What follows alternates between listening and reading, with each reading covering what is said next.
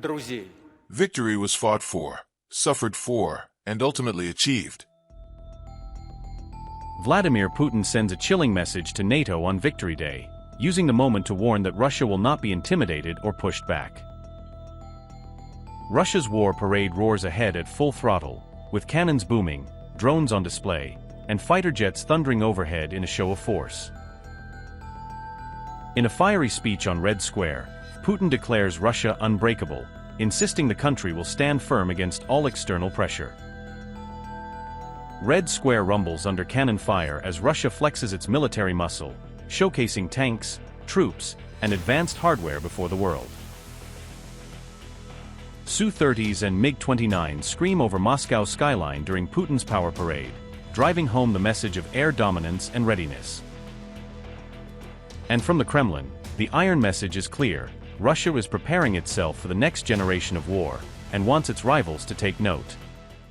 Дорогие граждане России, Dear citizens of Russia, dear veterans, fellow soldiers and sailors, sergeants and petty officers, midshipmen and ensigns, fellow officers, generals and admirals, and commanders taking part in a special military operation.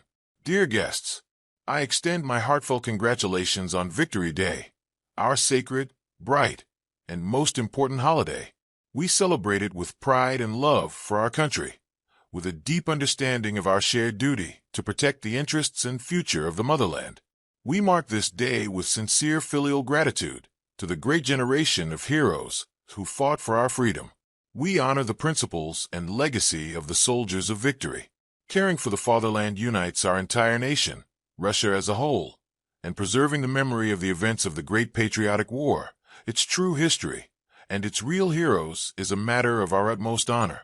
We will always remember the heroism of the Soviet people, for it was they who made the decisive contribution to defeating Nazism, saving their country, and saving the world.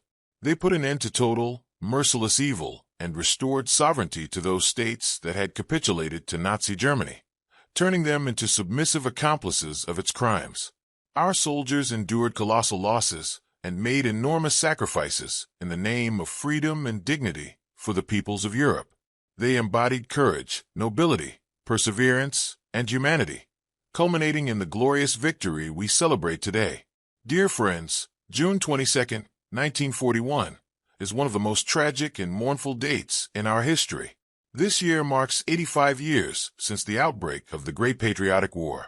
The Nazis treacherously attacked the Soviet Union, aiming to seize the country and its richest resources, to destroy our culture, our historical heritage, and ultimately to exterminate, enslave, and commit genocide against the entire multinational Soviet people, every nation, ethnicity, and community within the Soviet Union. Nazi forces were assembled across Europe to achieve these criminal objectives. It might seem that the Nazi strategists took every factor into account, except one: the resilience and strength of the spirit of the Soviet people, of the Russian character. These qualities emerge with particular strength in the most difficult times for our homeland.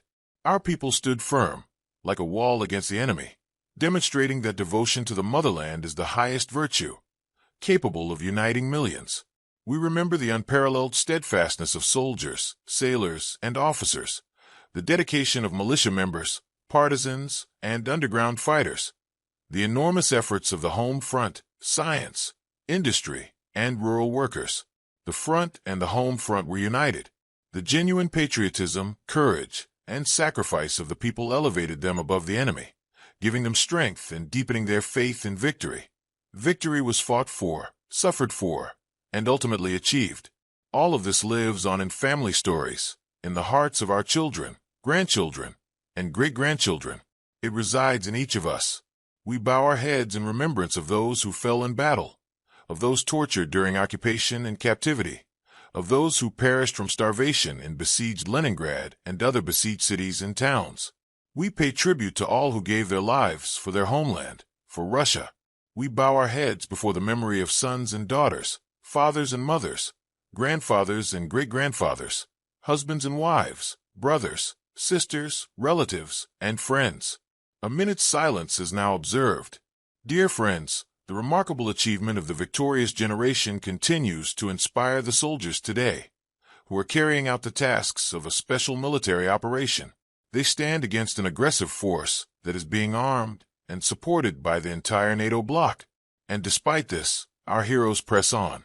Alongside the Russian soldiers are workers and designers, engineers, scientists, and inventors. They uphold the traditions of their predecessors, drawing on modern combat experience to develop advanced, unique weapons and to bring them into mass production. But no matter how tactics and techniques of warfare evolve, one thing remains unchanged. The fate of the nation is decided by its people, soldiers and factory workers, rural workers, gunsmiths and military personnel, doctors and teachers, cultural figures and clergy, volunteers, entrepreneurs, and philanthropists. All citizens of Russia. The key to our success lies in our moral strength, courage, and bravery, our solidarity and resilience in the face of any challenge. We share a common goal. Everyone makes a personal contribution to victory.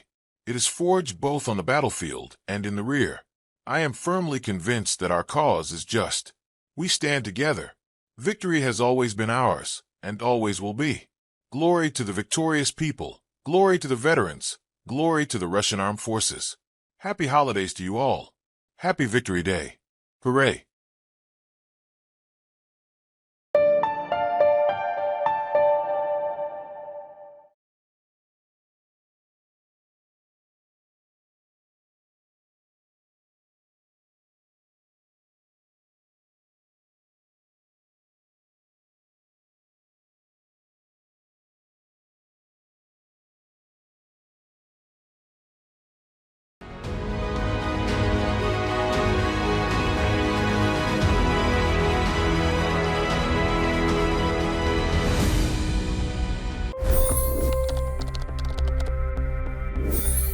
$25 crore गरीब गरीबी को परास्त करके बाहर निकले।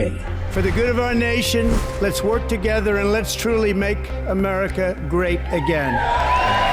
The fastest news breaks. Requested PM saying that we will have to speak to Putin and to Zelensky. The biggest news makers. The relationship with India is probably the most important bilateral relationship the U.S. will have for the rest of this century.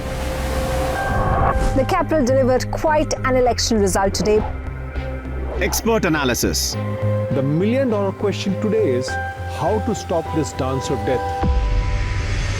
Ground reports.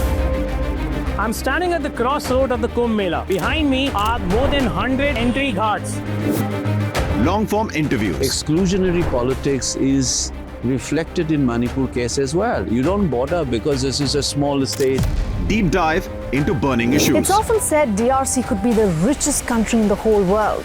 It's because of what sits underneath. Why exactly did the US topple the Sheikh Hasina government? HD videos. We don't just break news, we break it down.